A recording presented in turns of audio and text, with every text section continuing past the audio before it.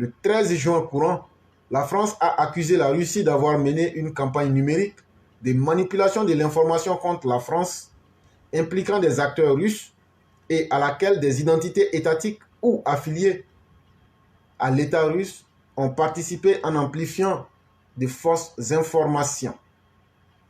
Lors de sa conférence hebdomadaire, le porte-parole du ministère français des Affaires européennes et étrangères, Anne-Claire Legendre, a indiqué que cette campagne s'appuie notamment sur la création de fausses pages Internet, usurpant l'identité des médias nationaux français et des sites gouvernementaux, ainsi que sur la création de faux comptes sur les réseaux sociaux. C'est tiré de metaafrique.net. Et donc, mesdames et messieurs, ce n'est pas étonnant, qu'on le veuille ou pas, ce n'est pas la taille d'un pays qui fait sa grandeur. Et comme quoi, mesurer 3 mètres ne fait pas d'un homme un grand homme, mais c'est la puissance que tu dégages. Voyez-vous, quand le président français accuse aujourd'hui sur la tribune d'un sommet international Vladimir Poutine de tout ce que nous venons de dire, on fait vite de comprendre que nous sommes dans un monde aujourd'hui où les idées sont très tranchées. D'un côté, ceux qui veulent défendre et maintenir le droit international, et d'un autre côté, Vladimir Poutine et autres, qui veulent que la brutalité, qui veulent que la loi du plus fort s'impose dans les relations internationales. Mais si on en vient à un tel état de fait, que le désordre doit être la marque même des relations à l'international, comment nous les plus pauvres on s'en sort? Je parle de l'Afrique. Ça veut dire que tout le monde devient violent selon les moyens qu'il a, mais et les plus faibles, eux perdent directement. Et c'est là qu'on se rend compte que Vladimir Poutine, à lui seul, est en train de faire courir au monde un danger et est en train de faire revivre des idéologies qui ne seront pas utiles à l'humanité. Parce que l'époque de la violence, l'époque de la barbarie, l'humanité l'a connue. Et pendant très longtemps, nous pensions l'avoir mis derrière nous. Mais malheureusement, il a fallu Vladimir Poutine pour nous ramener. Et il tente désespérément de nous ramener à cette réalité-là. Et c'est pourquoi le monde libre, le monde qui a épris de justice, nous ne disons pas que le monde est parfait, mais il faut essayer d'aller vers ce qui est encore mieux, plutôt que d'aller vers la brutalité, le désordre mondial, qui n'arrangerait pas du tout aujourd'hui le monde entier. Et ça, tout le monde doit se battre.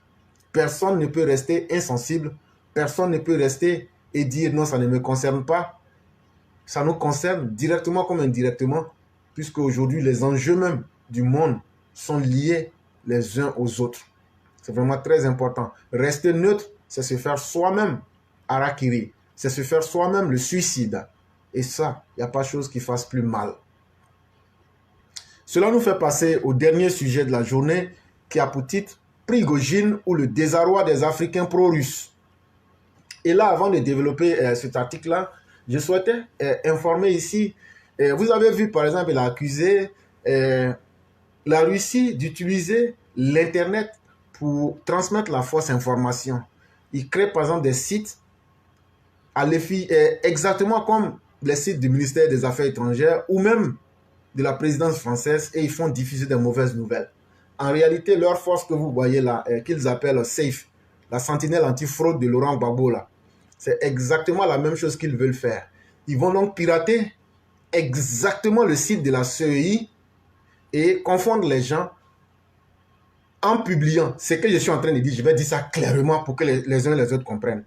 Tout ce que vous voyez là, en réalité, ils ne sont pas bêtes. Les gens du PPACI là, les Habib, ils ne sont pas bêtes. Ils savent que s'ils vont dans un rapport de force là, ils seront matés. Sans pitié et de la façon la plus rapide. Ce qu'ils ont envie de faire, qu'ils ne disent pas au grand jour là. En fait, ils sont déjà en collaboration avec les mêmes structures de propagande et de manipulation de l'information russe. La CEI que vous voyez là, pendant que M. Koulibaly Kubé est en train de faire un travail de fond pour bien expliquer et faire un travail pour bien clarifier la situation, eux, ils sont en train de créer un site exactement identique à la CIE. Donc, quand ils disent qu'eux vont faire remonter les informations, en réalité, ce n'est pas pour faire remonter les informations des différentes zones à leur QG. Ils vous ont dit qu'ils ont 18 personnes. Ce sont les représentants, mais ils n'ont jamais eu le courage de nous dire c'est qui. Ça, demandez-leur c'est qui ces personnes. Mais ce ne sont pas les vraies personnes. C'est ce qu'ils veulent montrer. Sinon, les vraies personnes qui vont faire ce travail-là sont à l'extérieur de la Côte d'Ivoire. Et donc, ils vont prendre un site qu'ils vont faire exactement. Ça marchait déjà. Ils ont déjà manipulé les informations d'élections aux États-Unis. La France a été victime, dans le mois de juin là même, d'une campagne de manipulation. Et donc, s'ils arrivent à le faire aux grandes puissances, que sont les États-Unis, la France, ce n'est pas quand même la petite Côte d'Ivoire. Et donc, ce même site que vous voyez, exactement identique à la CEI, ils vont changer les informations, manipuler les informations et les mettre là. Et donc, les gens vont se dire, mais la CEI est en train de dire des résultats, à la RTI, on entend, mais c'est le contraire qui est sur leur site. Et donc, ça va tuer la crédibilité complètement de cette institution. Et là, maintenant, eux vont sortir pour dire maintenant à leurs représentants locaux dans leur QG pour dire c'est vrai.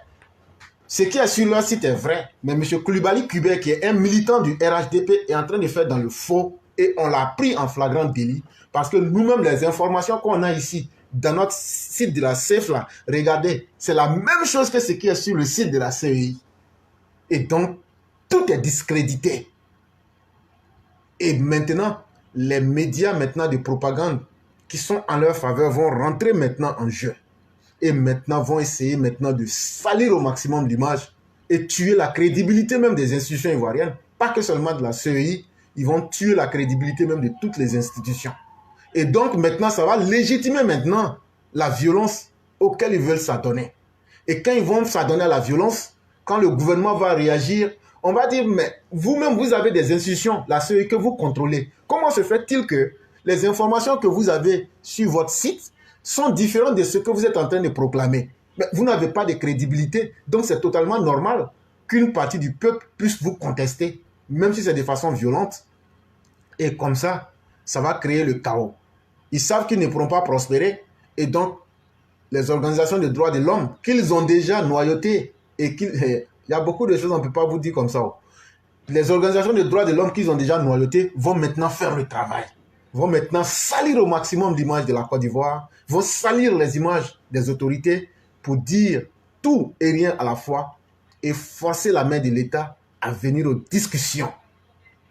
Et quand ils parlent de s'asseoir à la table, en réalité, là, ils veulent rebattre les cartes.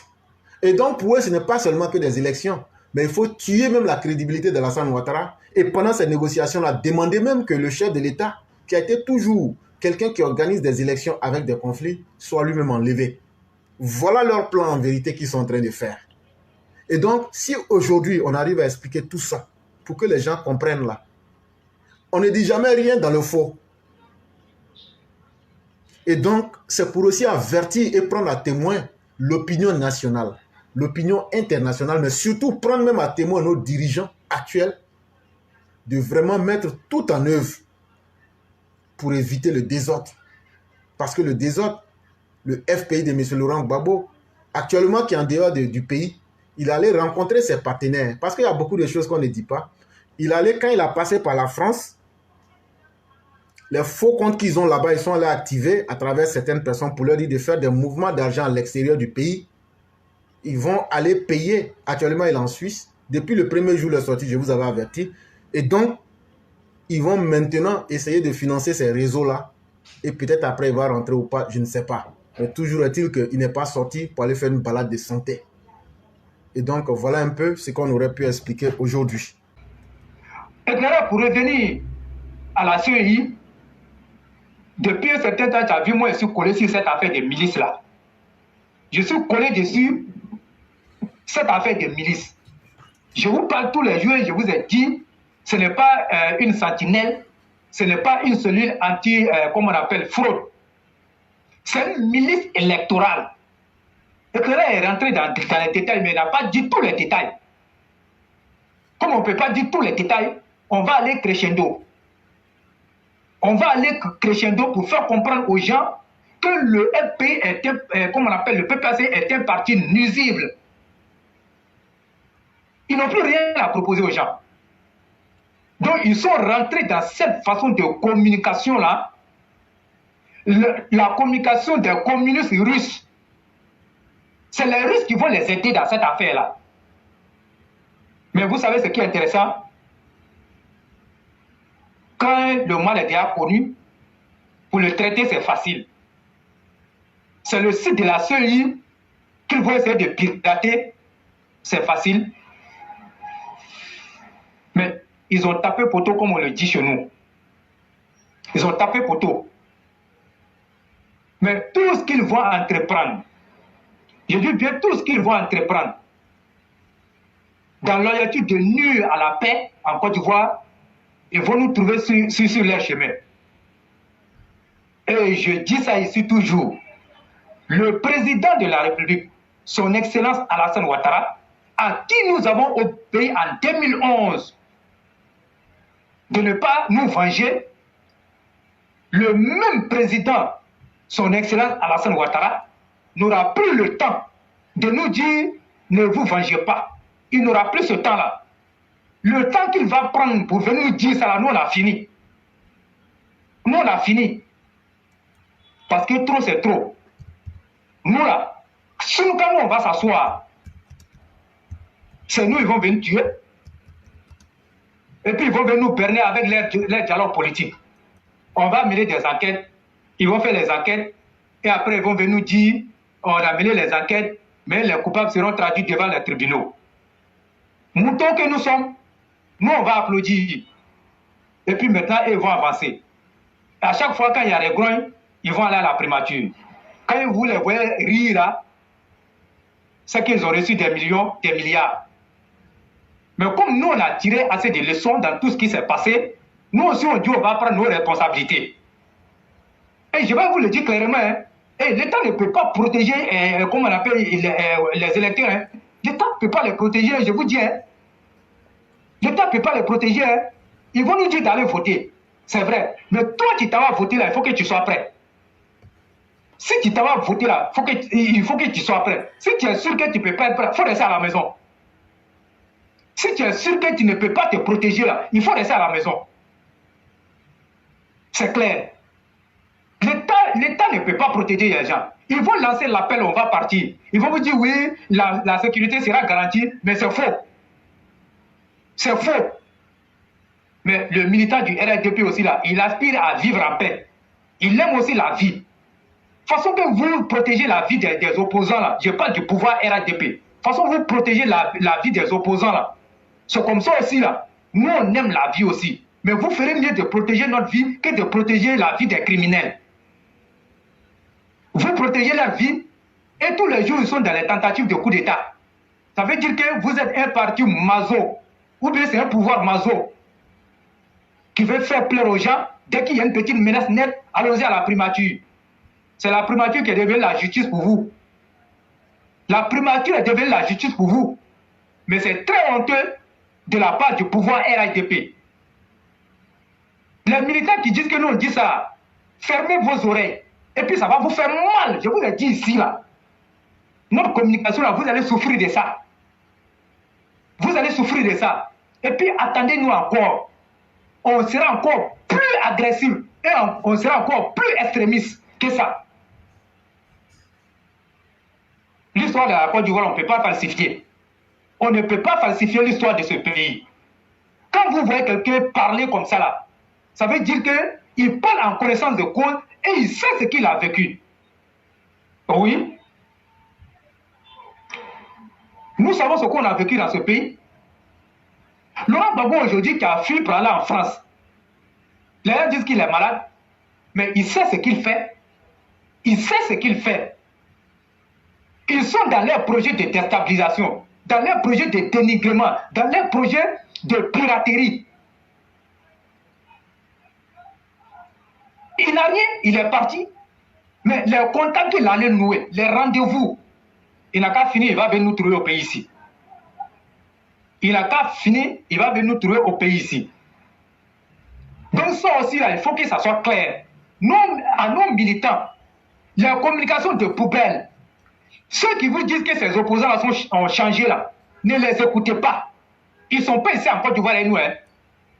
Ceux qui sont toujours sur la toile en train de dire Blé Goudé a changé, Laurent Gbagbo a changé, PPAC est ceci, les opposants à Alassane Ouattara, on a qu'à l'appel là. Ne les écoutez pas. Ne les écoutez pas. Ils vont vous induire en erreur. Mais le temps que vous allez vous rendre compte là, que ce qu'ils ont dit c'est faux là, ils ont fini de vous tuer. Mais moi là, ils ne vont pas me tuer. Ils ne vont même pas m'atteindre même. Parce que je suis très lucide. Je suis très lucide. Comme les élèves de la classe. Mais vous ne laissez jamais berner par une communication, en tout cas, par une communication. On en a trop vu ça ici. Et je vous ai dit, même Afin Guessa qui aujourd'hui est avec nous en alliance là, mais ces situations obligent. Afin Guessa connaît ces situations obligent. Sinon vous pensez que c'est parce qu'il a l'amour du président, ou bien il a l'amour du RHDP, ou bien il veut la paix en Côte d'Ivoire. C'est parce que la vie c'est ça. Ce n'est pas parce qu'il veut la paix en Côte d'Ivoire. Blé Goudé aujourd'hui qui est là. On dit oui, il a changé, il est comme ci, il est comme ça. Il n'a qu'à sortir la tête et puis il va voir ce qui est dedans. Donc, Blé Goudé, il sait faire la politique, sinon il n'a pas changé. Son changement dont on parle là, ce n'est pas un changement qui va apporter la paix à la Côte d'Ivoire. C'est parce qu'il est en position de faiblesse. C'est ça aussi la politique. Quand tu es en position de faiblesse, tu ne peux plus sortir tes muscles. Il faut rester là et chercher à prendre des forces. Mais c'est ce qu'il est en train de faire. Donc, à un moment donné, il faut qu'on soit lucide et voir les choses en face. Mais ne nous laissons jamais tromper par ceux qui veulent nous tromper. Voilà. Nous, on le dit ici, nous, on le dit. Si vous n'êtes pas d'accord avec ça là, mais venez nous montrer par A plus B comment il a changé, comment ses opposants ont changé. Nous, on dit au regard de tout ce qui s'est passé dans le pays là, on les connaît. Et puis ce qu'ils continuent de faire là, nous, on dit qu'ils n'ont pas changé. Mais comme vous dites qu'ils ont changé là, venez nous apporter les preuves qu'ils ont changé. Les preuves matérielles là, venez nous apporter les preuves matérielles qu'ils ont changé. Ou bien c'est quelques visites là au siège du RADP, ou bien Tata, il va rencontrer les gens à Boaké, vous dites qu'il a changé. D'après le Malinké, Baba Yanfi. C'est parce qu'ils sont intelligents, comme ils connaissent la psychologie du militant du RADP, il faut les berner, rester là et chercher leur force. Mais ce n'est pas sur nos dos qu'ils vont chercher leur force. À tel enseigne que tu verras à un moment donné, beaucoup de militants du RADP, quand tu les vois, ils sont en train de sauter, quand Blé Goudé va quelque part, essayer qu'ils sautent. Vous sautez là pour aller où? Vous sautez pour aller où? Redescendez sur terre. Redescendez sur terre avant qu'il ne soit trop tard. On a tellement subi des choses ici qu'il ne faut plus s'amuser avec ça en Côte d'Ivoire. Mais Abiba Touré, elle va laisser la politique ivoirienne. C'est vous et puis vous allez voir. Elle va laisser la politique ivoirienne. Elle va aller s'asseoir au barreau de Paris là-bas. Elle va aller s'asseoir là-bas. Donc aujourd'hui là, le groupe de hackers qu'ils ont mis en place là, c'est ce que j'avais fait une publication à un moment là. C'est une partie que vous voyez comme ça. Et Clara a dit, à la vérité, ceux mêmes qu'ils ont présentés, ce ne sont pas ceux-là qui vont faire le boulot. Mais ceux qui vont faire le boulot sont là-bas. Mais nous, on n'est pas prophète. Mais moi, j'ai dit, quand tu es doté d'une intelligence là, et puis tu vois les choses se dérouler, au moins là, tu dois connaître la vérité. Et c'est ce qui est notre cas, quoi. C'est ce qui est notre cas. Sinon, les gens pensent que quand Éclair dit des choses, et puis non, mais c'est parce qu'il a cette intelligence-là de pouvoir voir les choses et puis anticiper et puis parler. Sinon, ce n'est pas une prophétie. Ce n'est pas une prophétie. Et puis, c'est lui-même d'être une prophétie. Donc, parce que tu te sers sur le passé, le présent, pour pouvoir voir au moins ce qui va venir dans le futur. C'est ce qui est la vérité. Et moi, j'ai dit aux cadres qui sont encore à côté du président et qui veulent que le président réussisse sa mission, moi, je les encourage. Et nous leur disons merci de continuer à aider le président. Mais les cadres aussi qui ont choisi de s'acoquiner avec l'opposition, nous les encourageons à s'acoquiner davantage avec l'opposition. Chacun va écrire son histoire. Mais moi, je préfère écrire l'histoire de la plus belle manière que d'écrire l'histoire de la plus mauvaise manière, qui est que de venir m'acoquiner avec des opposants qui nous ont fatigués, qui nous ont tués. Moi, je ne peux pas le faire. Je ne peux pas le faire. Et donc, c'est aussi simple que ça. Et donc, moi, je salue ici l'ambassadeur Claude Saï, qui était à Paris, qui est rentré, qui est allé rencontrer les militants du RADP, quelques militants, et nous lui disons merci pour cette démarche-là. Et voilà quelqu'un, un cadre comme Claude Saï, qui ne jure que par le président. L'ambassadeur Claude Saï, je pèse bien mes mots, il ne jure que par le président tel que Amadou Gon le faisait. Quand tu veux faire quelque chose au nom de Claude Saï, il te dit fais-le pour le président. Fais-le pour le président. Pour lui, il n'y a que le président qui compte. Il n'y a que le président qui compte pour lui. C'est-à-dire c'est quelqu'un qui est prêt à se sacrifier pour que le président reste en vie. Donc, quand on a un cadre comme ça, il est important de l'encourager. Et il a le soutien de toute la classe éclairée pro-vérité. Oui, Excellence, vous avez notre soutien. Au regard de tout ce que vous faites là, pour le parti, pour le président, vous avez notre soutien. Nous, on ne va pas soutenir un cadre qui fait rien pour le parti. On ne va pas soutenir un cadre qui fait rien pour le président Alassane Ouattara.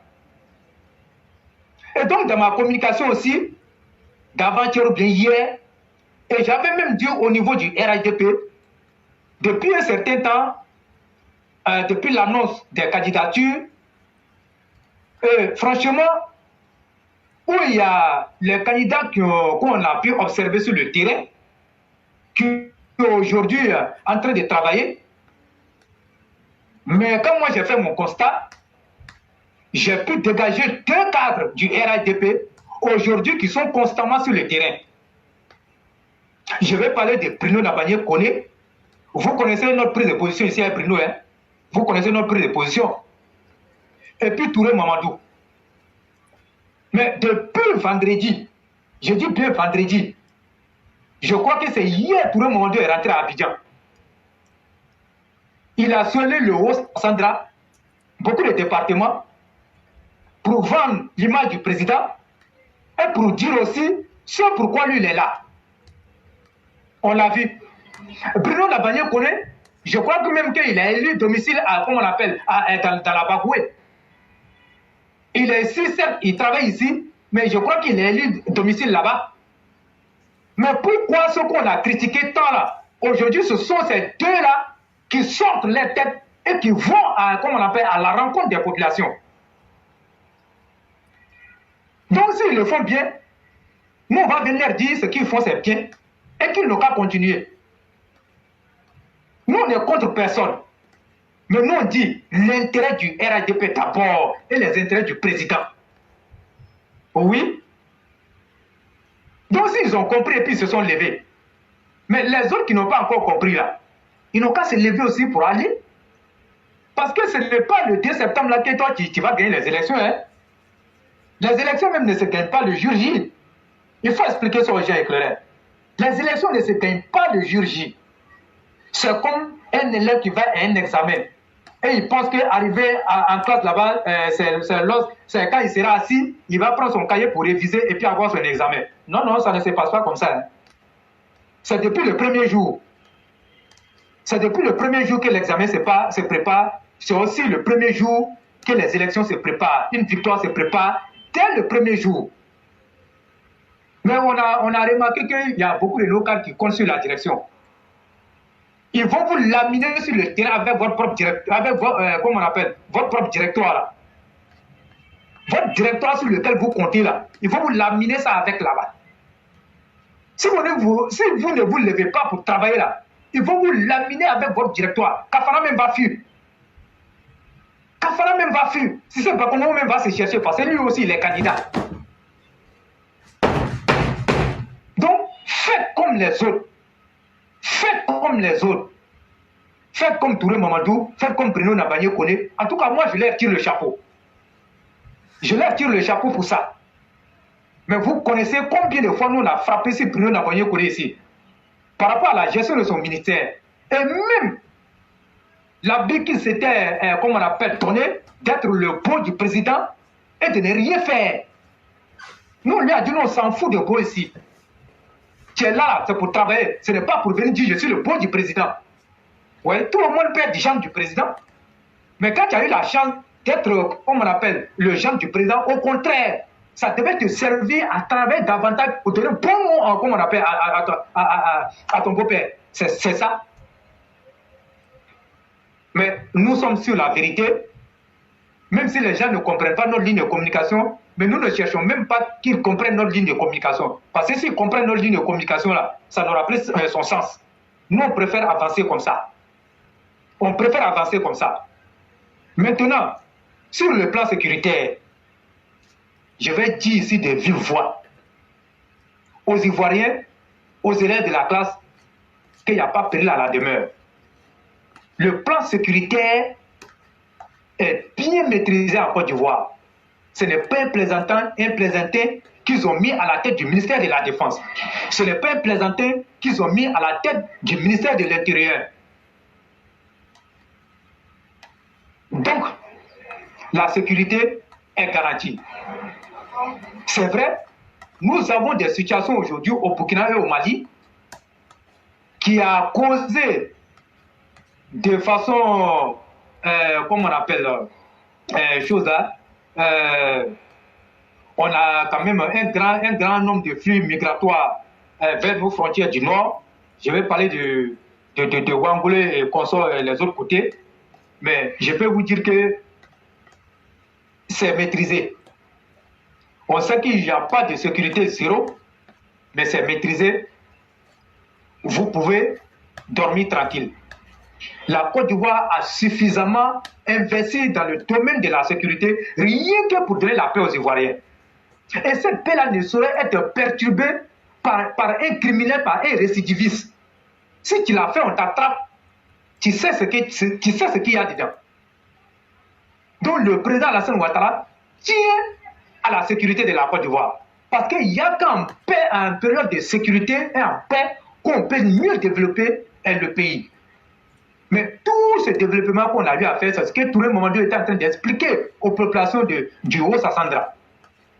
On l'a fait, c'est parce qu'il y a la paix, il y a la sécurité. Et vous allez remarquer, tous les investisseurs qui veulent venir dans un pays, le premier indice qu'ils regardent d'abord, c'est l'indice de la sécurité. Quand ils voient que l'indice de la sécurité est vraiment bien, ensuite ils vont passer d'abord à l'indice des infrastructures routières. Et quand ils voient tous ces facteurs-là, ils peuvent dire maintenant que nous allons venir investir. Mais quand un investisseur vient investir dans ton pays, mais il ne veut pas perdre. S'il a mis 5 francs, il veut récolter 10 francs. Mais quand il veut investir dans ton pays, au-delà de ce qu'il récolte les 10 francs, mais ce sont des Ivoiriens qui trouvent des emplois. Mais tout ça là, c'est dû à la bonne sécurité du pays. Est-ce que vous avez quelque chose à ajouter? Vraiment, merci beaucoup le roi. Merci pour ces explications qui sont plus que très claires. Et à la fois, vraiment, il n'y a pas grand chose à ajouter. Parce que quand quelque chose est bien évoqué, on ne va pas perdre le temps aux différentes personnes qui nous suivent. Donc, vraiment, merci beaucoup. Ok, vraiment, merci beaucoup. Et puis bon, je dis merci aux élèves de la classe.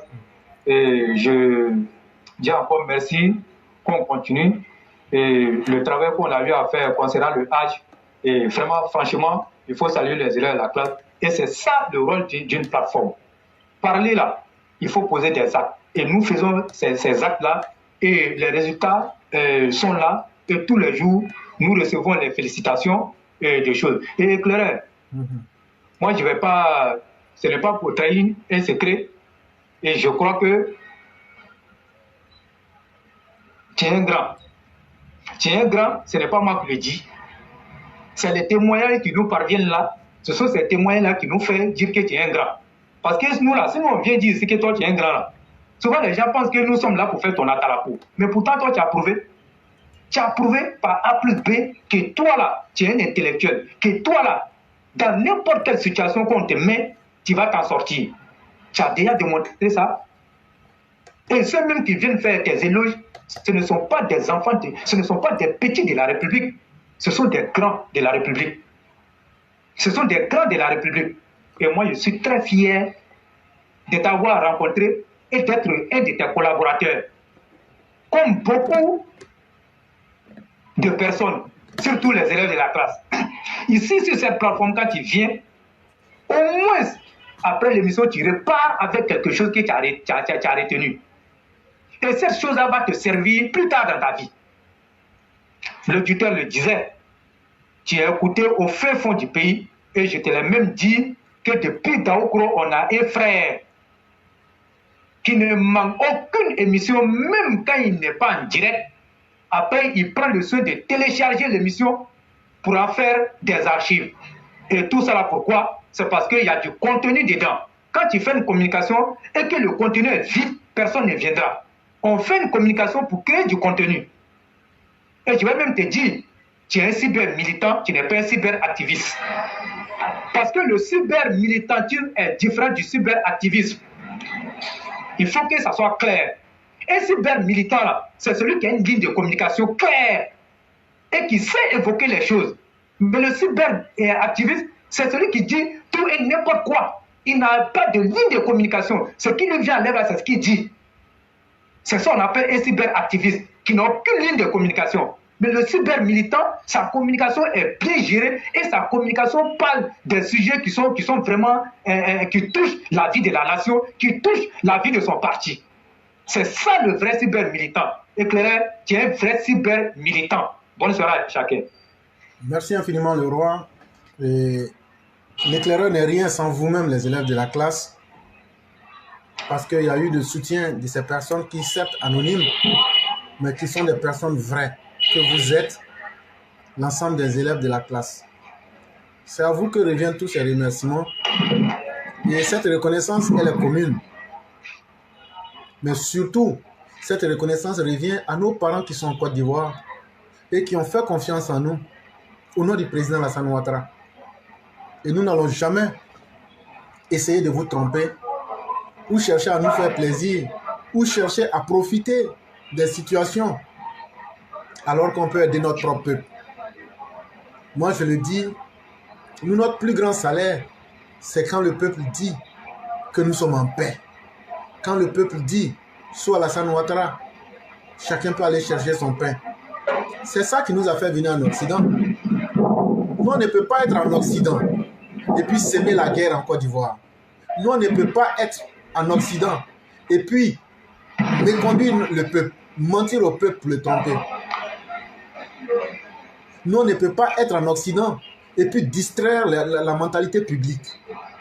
C'est vrai, notre message, il est dur. Mais c'est parce qu'il est sincère. Voyez-vous, dans la vie, il est plus facile d'avoir des amis, des ennemis, qui se font passer pour des amis. Mais il est difficile d'avoir des vrais amis. Nos émissions là, nous on préfère être vos vrais amis que d'être vos ennemis. Parce que l'ennemi c'est quoi? Si tu cherches des faux amis, tu retrouveras des ennemis. Et ça c'est facile à avoir. Parce que eux vont te dire ce que tu as envie d'entendre. Ils vont te dire ce que tu as envie parce qu'eux veulent profiter de toi. Mais en toute sincérité, un vrai ami n'attend rien de toi. Un vrai ami te dit ce que tu es. Un vrai ami te dit ce que tu n'as pas envie d'entendre mais qui est bien pour toi. Et c'est sur cette base-là que nous nous traitons ici sur cette plateforme. Et c'est sur le même mécanisme donc qu'on est obligé de traiter nos populations. Nous, on préfère vous dire un message de fraternité, d'amour, mais de façon crue. Peut-être que ça ne va pas vous plaire, mais sachez qu'un vrai ami, quand tu as de la boue dans les yeux, là, il te dit que tu as de la boue. Je suis très content que tu aies évoqué les cas de Mamadou et autres. Mais quand ces gens-là font l'effort de changer, c'est totalement normal qu'on sera content d'eux. Et donc, je dis, croyons en nous-mêmes, merci à vous-même, et merci à tous les EPV, et que Dieu nous maintienne et qu'il nous protège. C'est ce que j'allais ajouter. Mais éclaireur, moi-même là, moi j'ai été surpris d'entendre que toi tu parles plusieurs langues. T'as vu, moi j'ai été surpris du témoignage d'hier là, j'ai été surpris d'entendre que toi tu parles plusieurs langues. Donc bon, quand vous voyez ça, bon, vraiment franchement c'est bien. Au-delà de ça, je vais te rappeler un fait. Lorsque tu étais ici à Abidjan, et je suis allé te voir, et le supermarché qu'on appelle Carrefour, qui est à la Riviera, tu te souviens, on sortait du supermarché, on marchait, et on a vu les femmes Hausa qui quittent le Niger pour arriver en Côte d'Ivoire, et on a vu son enfant qui était gravement malade, atteint du kwashiorkor. Et tellement que toi-même, tu t'es senti chose là, mais tu m'as dit, retournons, on va aller demander la femme. Qu'est-ce qui a eu l'enfant? Et quand nous sommes arrivés, on a demandé, et on a vu l'état dans lequel l'enfant était. Vraiment, ce n'était pas joli à voir. Et tu as demandé à la femme de prendre l'enfant, aller à l'hôpital, et ce qui va sortir comme facture, tu vas payer. Mais malheureusement, pour la femme, elle ne voulait pas aller à l'hôpital, mais elle voulait plutôt l'argent pour faire autre chose. Mais pour voir réellement si elle va partir, et que là, elle a remis 1000 francs, prends le taxi, va, et puis maintenant, on va te suivre. Mais la dame est restée là en train de tourner, il y avait des enfants, on est parti, finalement, on a laissé tomber. Parce qu'elle ne voulait pas, on a laissé tomber. Donc, quand vous voyez des situations comme ça, mais tu avais la volonté de le faire, mais c'est la femme qui n'a pas été sincère, mais elle préfère voir son enfant mourir que de l'accompagner à l'hôpital. Donc ça, moi, je tenais à dire ça ici. Tu as fait ça ici l'année passée, quand toi, tu étais là. Donc, bon, éclairons, on ne finira pas de dire tout. Donc, merci beaucoup à tout le monde. Merci beaucoup. Voilà, merci beaucoup, le roi. Et excellente soirée à vous. Et bien des choses à toute la famille. Merci beaucoup. Merci beaucoup, chef.